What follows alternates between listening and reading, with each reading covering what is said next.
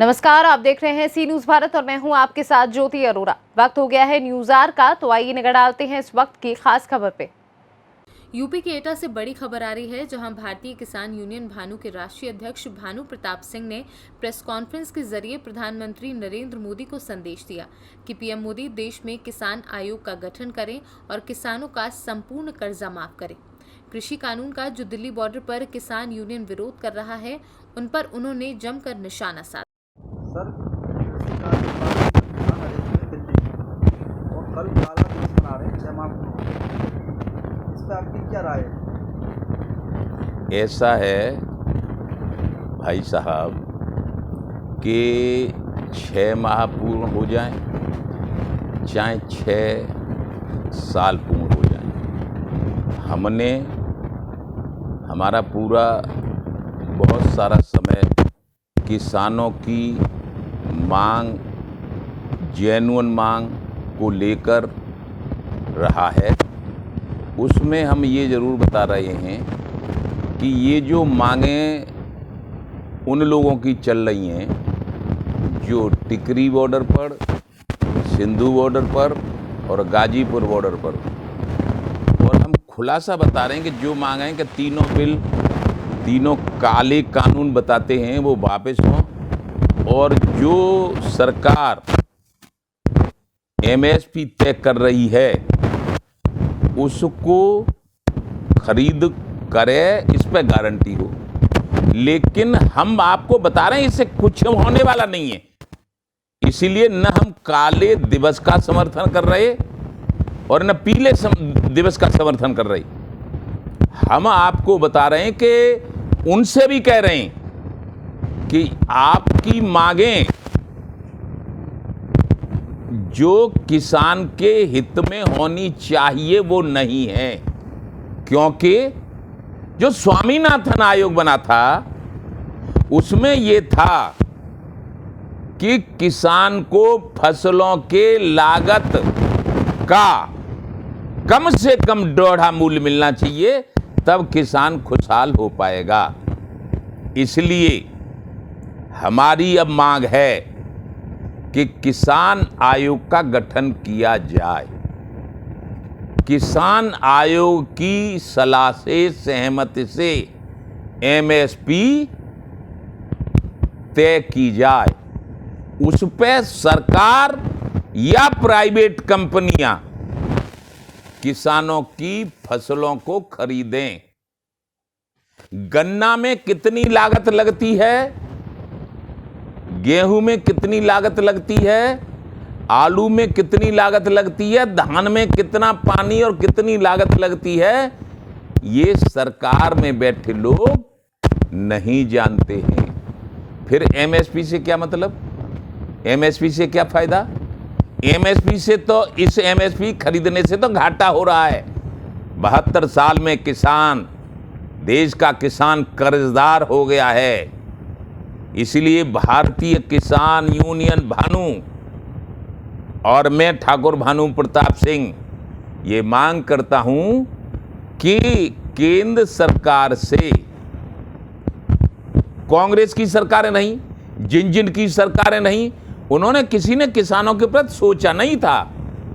जो किसान की बात करेगा अब वो ही देश पर राज करेगा, उसको कोई न हरा सके न कोई मिटा सके। इसलिए हम तो अपनी केंद्र सरकार से ये मांग करेंगे कि किसान आयोग के गठन की घोषणा कर दो। किसानों के सभी कर्जे 72 साल में जो किसानों ने झेला है, जो किसानों के साथ अन्याय हुआ है, जो किसानों के साथ अत्याचार हुआ है, गन्ने की कीमत नहीं मिली, आलू की कीमत नहीं मिली, गेहूं की कीमत नहीं मिली, धान की कीमत नहीं मिली और सब्जियों की कीमत भी नहीं मिली, इसलिए उसके सारे कर्जे माफ कर दो। और 60 साल पूरी करने के बाद बुजुर्ग किसान यानी 60 साल से ऊपर वाले किसान मजदूर को 10,000 रुपया जीवन यापन भत्ता देने की घोषणा कर दो। यदि दुर्घटना में किसान शहीद होता है, मर जाता है, तो उसकी पत्नी बच्चों को 1 करोड़ रुपया दे दो। और हमारा आंतरिक सुरक्षा में लगा हुआ पुलिस प्रशासन यदि कहीं शहीद होता है, जैसे उदाहरण के तौर पे कानपुर में कुछ अधिकारी मारे गए थे, ये उनके परिवार को 2-2 करोड़ रुपया।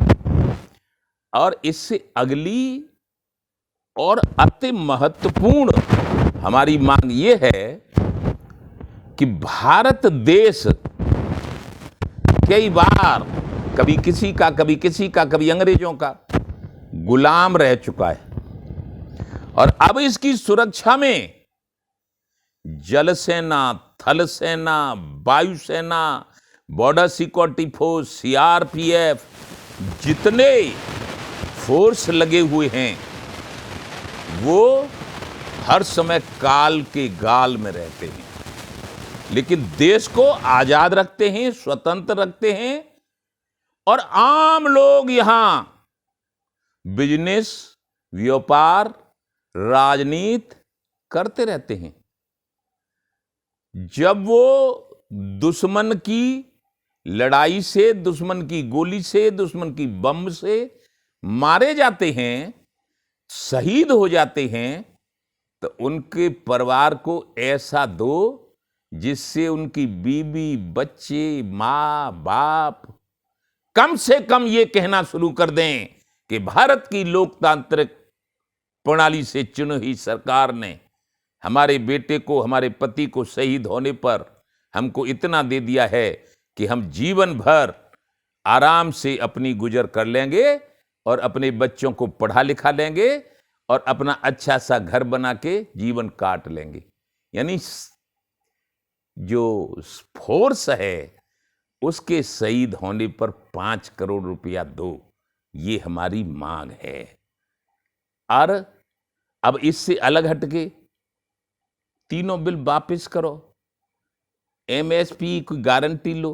अरे इससे एमएसपी से कुछ नहीं हो रहा, ये एमएसपी 2000 रुपया है, और 2000 से 3 कुंटल गेहूं 6000 का होता है, और 6000 पे खेत पट्टे पर लेना पड़ता है, और 6000 ऊपर लागत आती है।